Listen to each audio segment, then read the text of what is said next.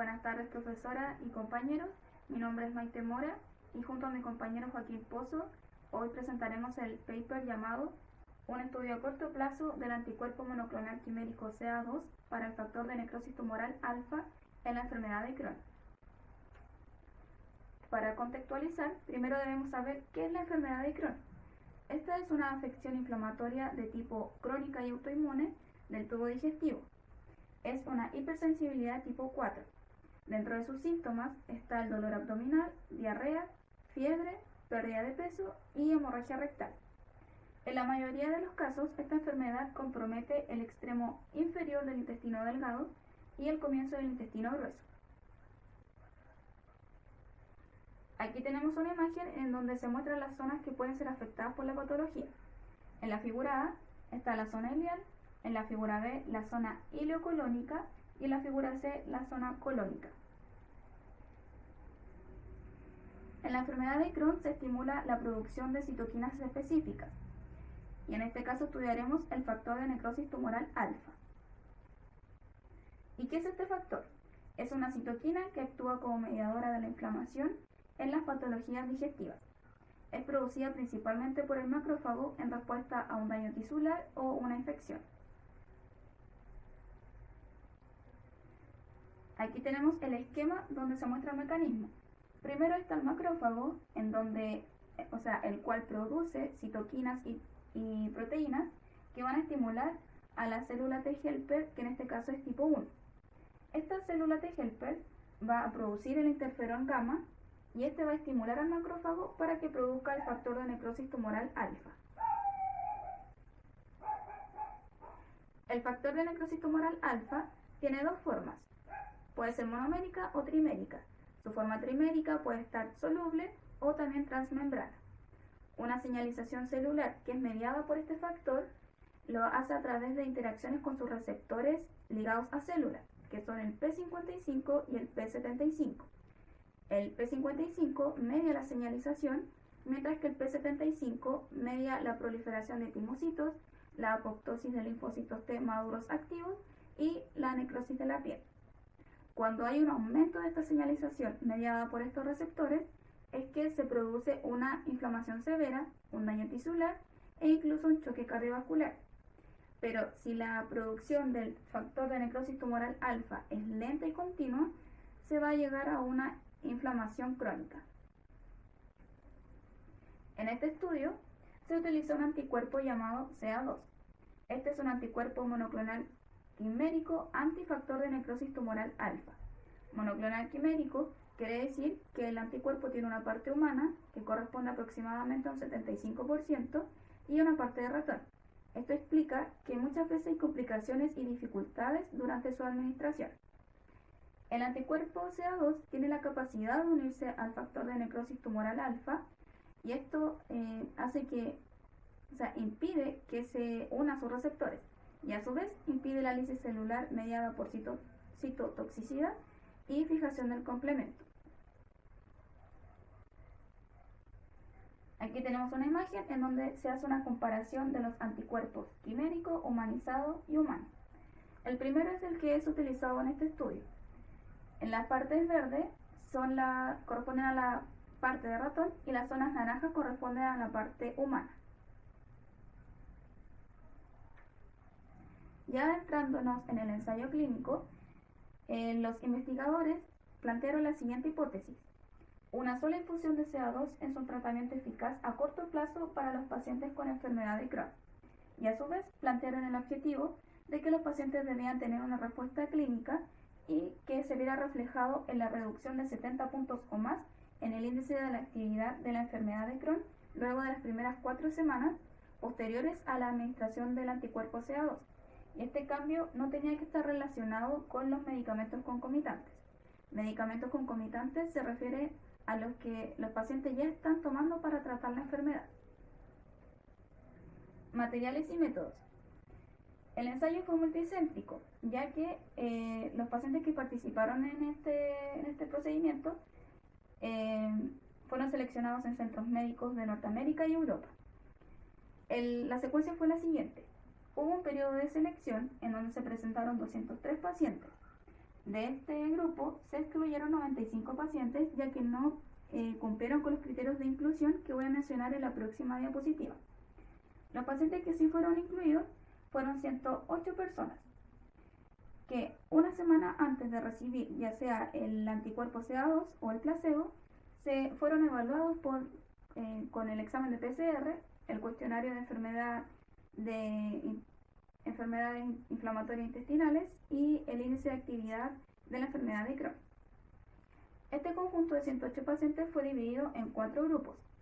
Un grupo, que fue el placebo, fue compuesto por 25 pacientes. El placebo contenía 0,1% de albúmina de suero humano, que en apariencia era idéntica a la infusión de CA2. Y los otros 3 grupos fueron los que recibieron este anticuerpo CA2.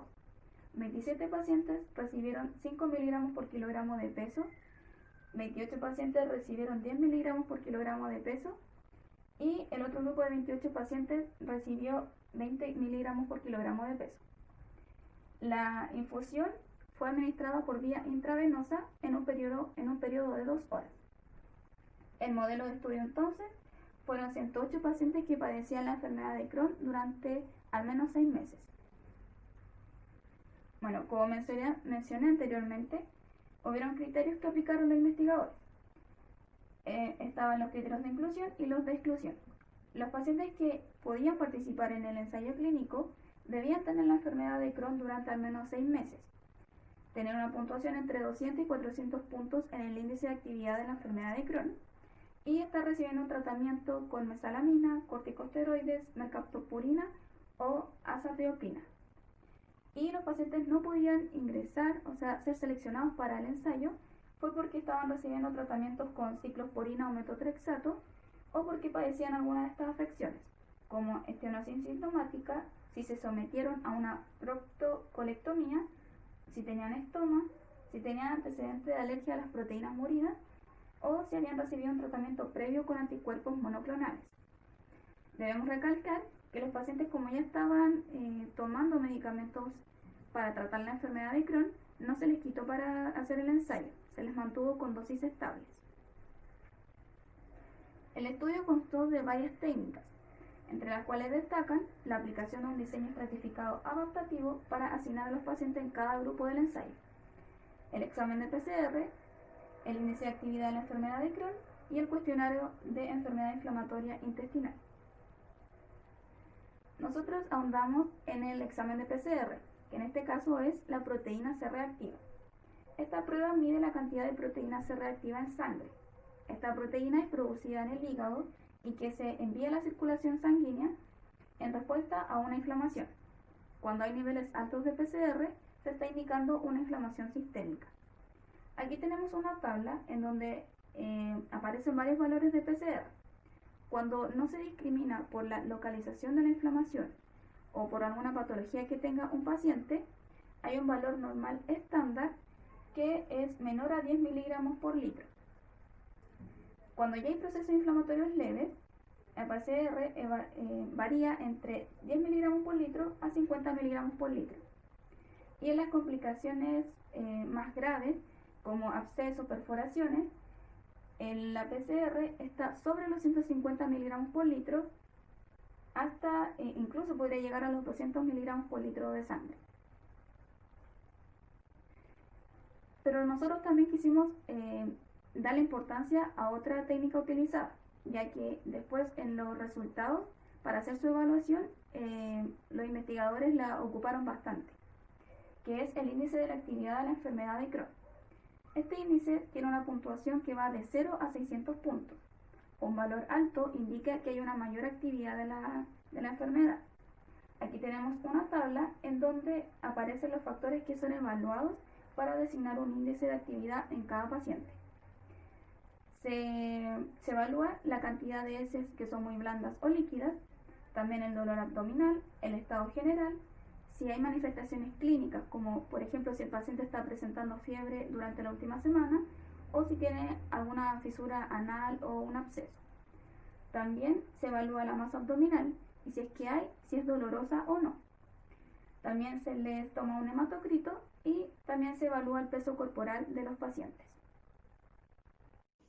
Resultados. Bueno, acá en la tabla de resultados número 1 tenemos las características de los pacientes que fueron sometidos al estudio. Algunas de las características que podemos ver son la edad que llevaban o sea, la duración que llevaban con esta enfermedad de Crohn. El área intestinal involucrada, aquí tenemos que pueden ser solo de ilio, de ilion y colon, o solamente de colon. Luego tenemos algunas características de los pacientes propiamente tales, como la edad, cuántos son hombres, el peso en kilogramos, la altura en centímetros y algunos medicamentos que estaban utilizando en ese momento. Luego tenemos el índice de actividad de la enfermedad de Crohn. Entonces aquí están los respectivos puntajes que se obtuvieron en promedio con los grupos. Luego tenemos el cuestionario de la inflamación intestinal, con los puntajes que señalan están orientados a la calidad de vida de la persona. Y luego tenemos la prueba con proteína C reactiva medida en miligramos por litro. Bueno, luego en nuestro gráfico número 2 tenemos primero en el eje de las X las semanas, el tiempo en semanas, y en el eje de las Y tenemos la respuesta en porcentajes. Aquí hay una mini leyenda en la que podemos ver cuáles son los grupos de las infusiones, cuál es el grupo placebo, y también hay un promedio que son las pelotitas negras, que son el promedio de todos los grupos que se les hizo la infusión de CA2.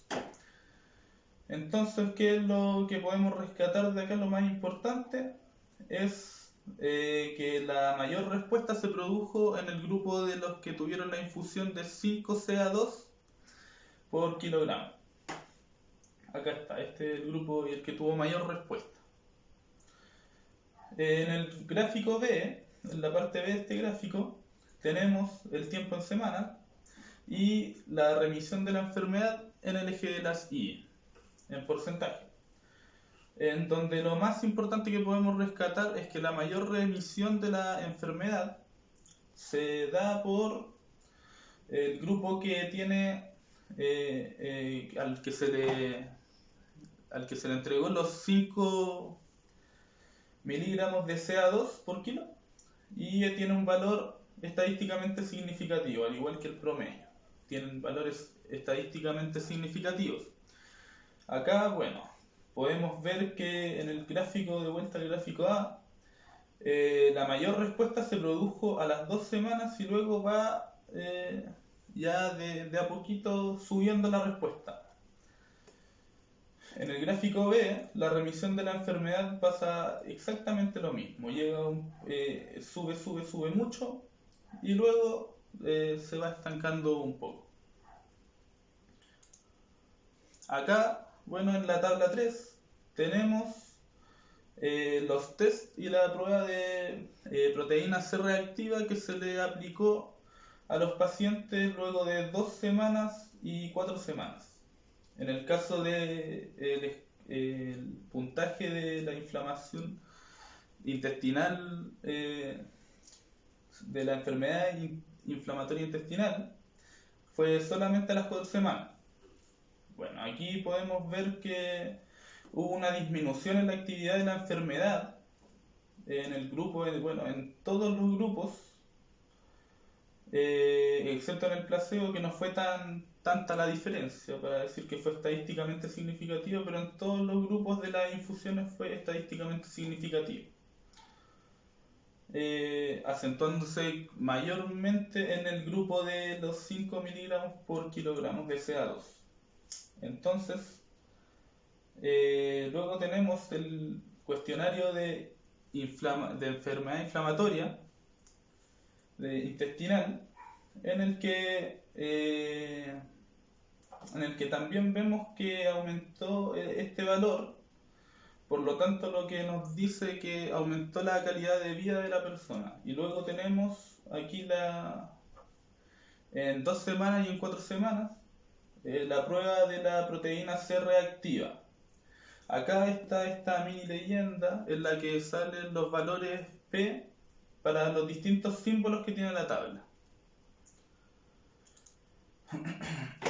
Y por último, en nuestra tabla 4, bueno, tabla 3, pero en el resultado 4, tenemos aquí en las variables algunos efectos adversos, y acá tenemos los grupos.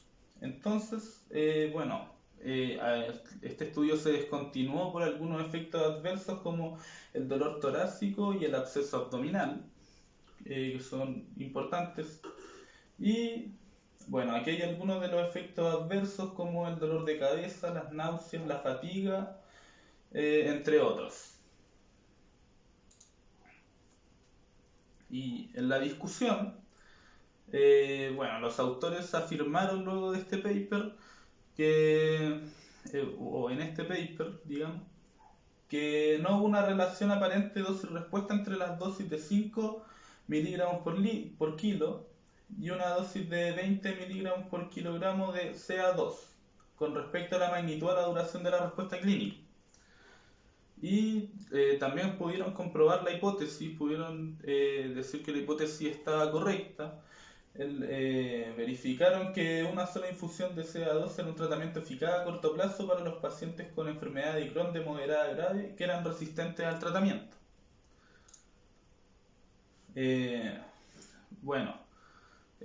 Los autores descontinuaron el estudio por los efectos adversos, algunos efectos adversos, pero propusieron que eran necesarios más estudios para determinar si era beneficioso a largo plazo. Nosotros como grupo, para finalizar, nuestra opinión como grupo es que estamos de acuerdo con ello de que se debieran hacer más estudios, para comprobar algunos parámetros de las infusiones, por ejemplo, las concentraciones mínimas efectivas y tóxicas.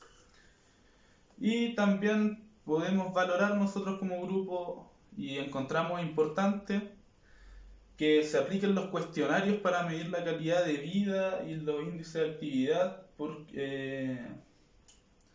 porque nos deja saber cómo viven los pacientes, cómo ellos viven con su calidad de vida, si mejora su calidad de vida o no.